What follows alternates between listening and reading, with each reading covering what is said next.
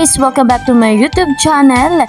At eto nga ang ating fresh na update. Aba matindi!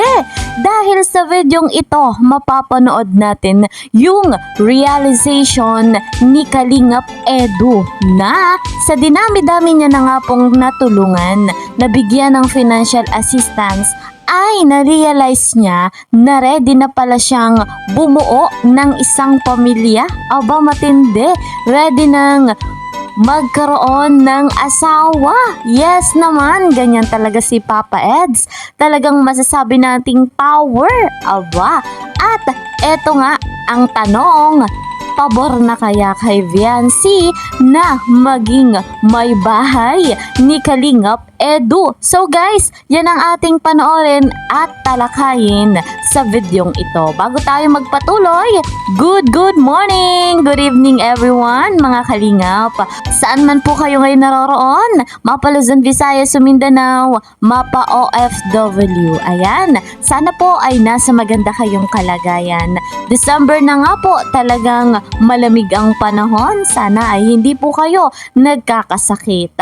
At syempre, special shoutout sa buong Team Kalingap, sa solid supporters ng love team na EDSI, at sa mga kasamahan ko sa Karepa, Kalingap Reactor Partner. At mega love shoutout sa napakapoging Kuya Val Santos Matubang, at syempre kay Ate Edna Vlogs, Kalingap Rob, and Madam Jackie Tapia. Hindi rin nagsasawa at naglalambing ako po na inyong lingkod.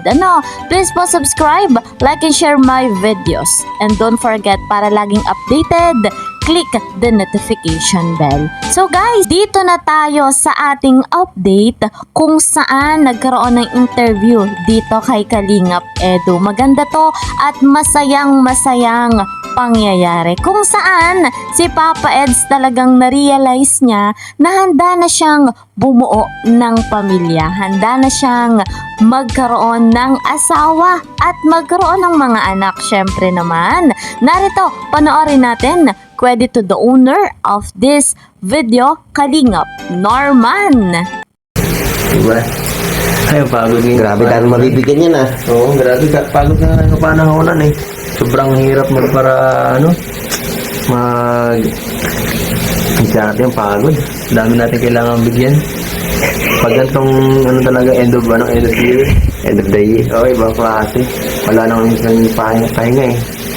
Kahit gusto mo na matulog, Kailangan magtrabaho. oo, isipin mo pa yung mga gagawin mo bukas. Kasi pag di ka naman nag-mission, Oo. yung mga beneficiary mo na mga apektuhan. Oo, kasi kahit paano, pag hindi ka na gano'n, sayang yung maibibigay mo sa kanyang tulong eh. Kasi ang dami ko na tinutulungan eh. Hindi kaya ng at least 4 times a week. Kulang. Nanti araw-araw ka na. Dapat at least 5 to 6 vlogs dapat sa isang linggo. Kasi halos nasa 20 na yun eh. Siya? Oo, dami na din eh. Ang hirap na nun. Oo, kasi yung mga tinutulungan ko pala mga estudyante, 4, 5, mga matanda. Madami na talaga. 4, 5, mga matanda. Madami na talaga. 20. Mga nasa 29 total, mga senior pa. May 4 na pinapaaral ka. Siya na may pinag-aaral ba? 4, hindi lang madami. Ang hirap yun. Ang hirap nun. Ibig sabihin lang yan, kuya, kaya mo na magpamilya. Ayaw nga, ano. Sa isip mo hindi mo pa kaya, pero nagpaparal ka ng iba. Pamilya.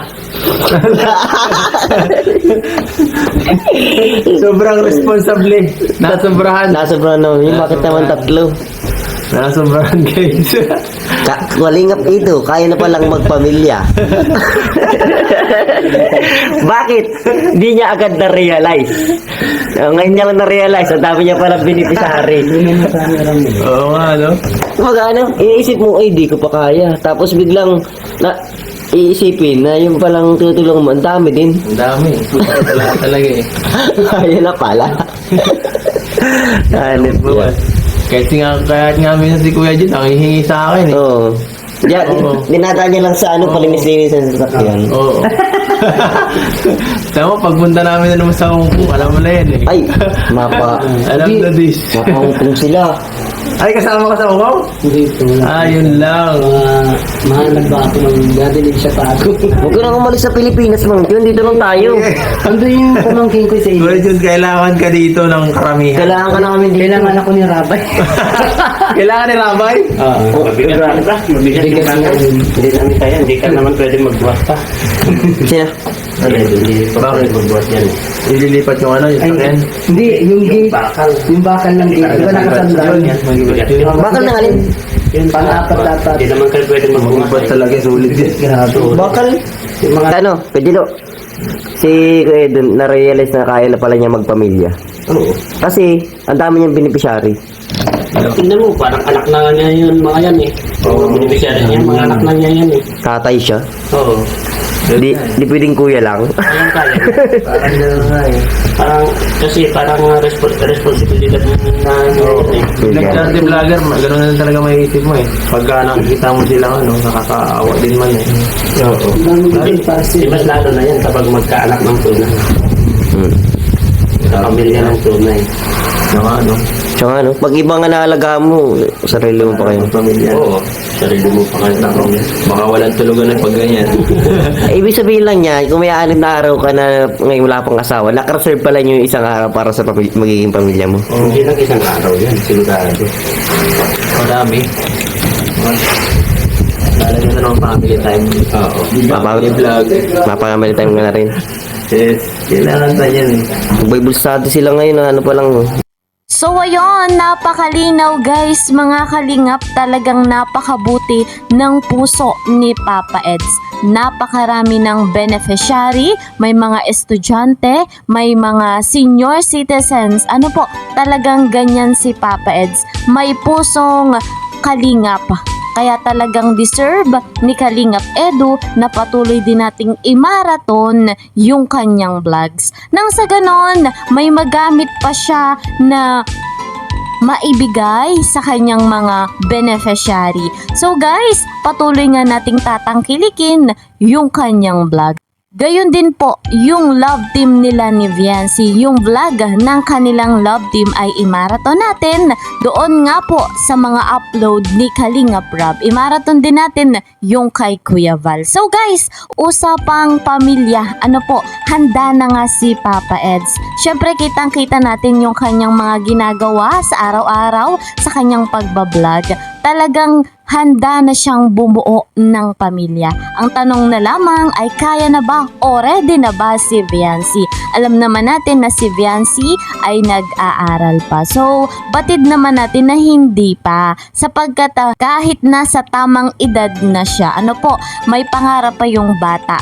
At alam natin na naiintindihan yon ni Kalingap Edu. Willing to wait si Papa Eds dito nga po sa kanyang minamahal na si Viancy. So guys, yan nga po ang ating update dito sa Love Team na Edsy. Patuloy niyo pong tangkilikin ang aking vlogs. Gayon din po ang Love Team na Edsy. Hanggang dito na lamang. See you po sa next video. Mag-iingat po kayo palagi. God bless everyone. God bless Team Kalingap. Bye-bye!